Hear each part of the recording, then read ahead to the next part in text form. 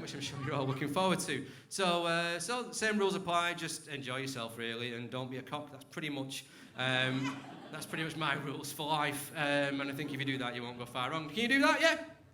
Right. You ready for the next act?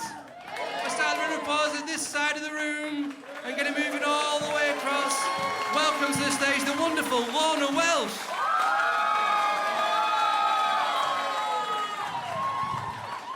What a lovely reception from you all.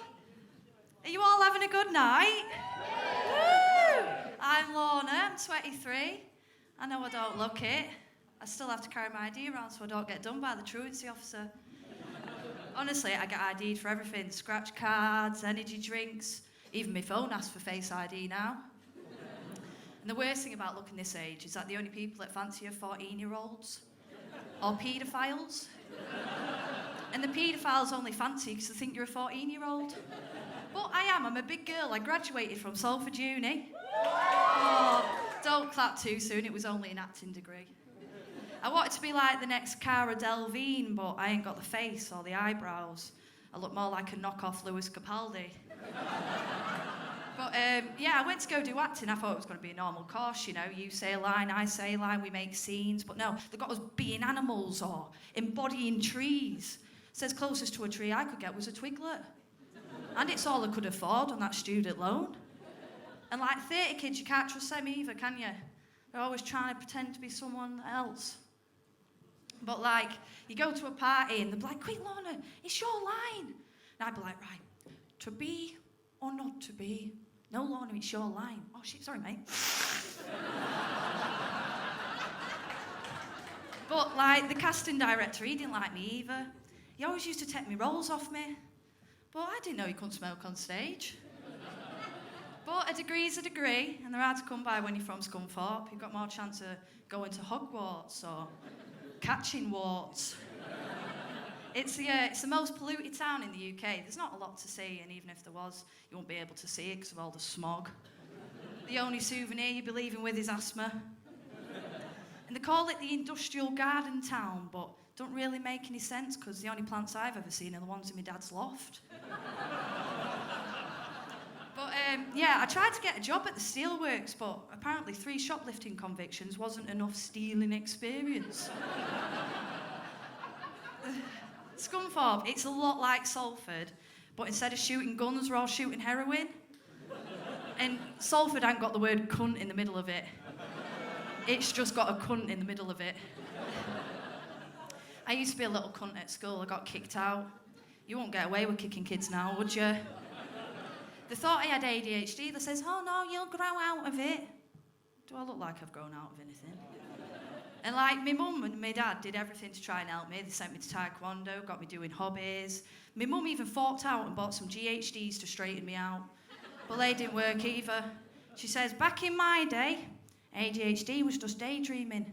Yeah, well, back in your day, Mum, Jimmy Savile was just a legend.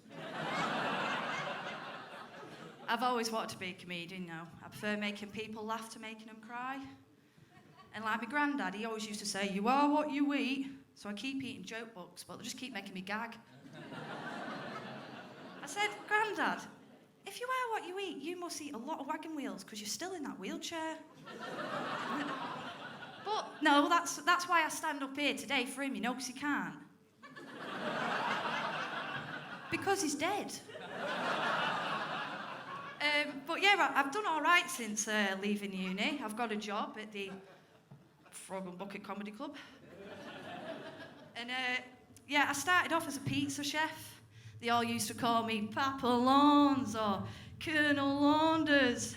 But since being promoted to kitchen manager, they just call me a cunt. Honestly, I'm like a knockoff, pocket-sized Nigella. Like, I'd probably fit in one of her nostrils. And I used to make this cracking laughing stock. Honestly, it was lovely. But they took it off the menu because it gave everyone bellyache.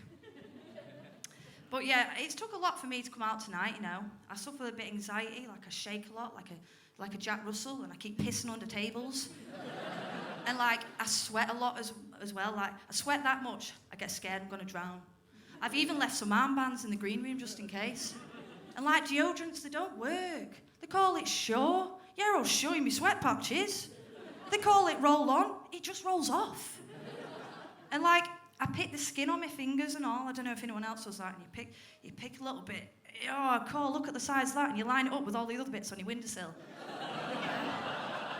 But yeah, by the time you finish, you degloved your whole left side.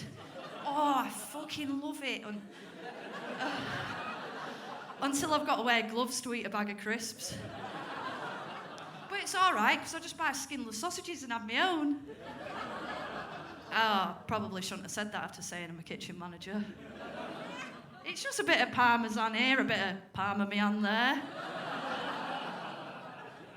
But yeah, there is one thing I've learned from picking my skin is that you can pick your skin and you can pick your friends, but you can't pick your friend's skin because they'll get pissed off and shout at you. And like, a lot of people think I'm a racist comedian because I make jokes about skin. But it doesn't matter what colour it is, I'd still pick it. But I think maybe I picked my skin because when I was at school, no one ever wanted to pick me to be in their team for PE. So I just picked myself. But honestly, I did. I got bullied. I was the kid with the eye patch. And like, everyone used to call me Lorna, or if I was ever running late, it was because of an iceberg. But yeah, one day I was running late and my mum's dragging me down the street like, come on! And I'm like, and it was too late to turn back, but she forgot my eye patches. And the only thing she had in her bag was nicotine patches. So she slapped one of them on my face and I've been smoking ever since. You've been a wonderful audience. Enjoy your last act. I've been Lorna. Thank you.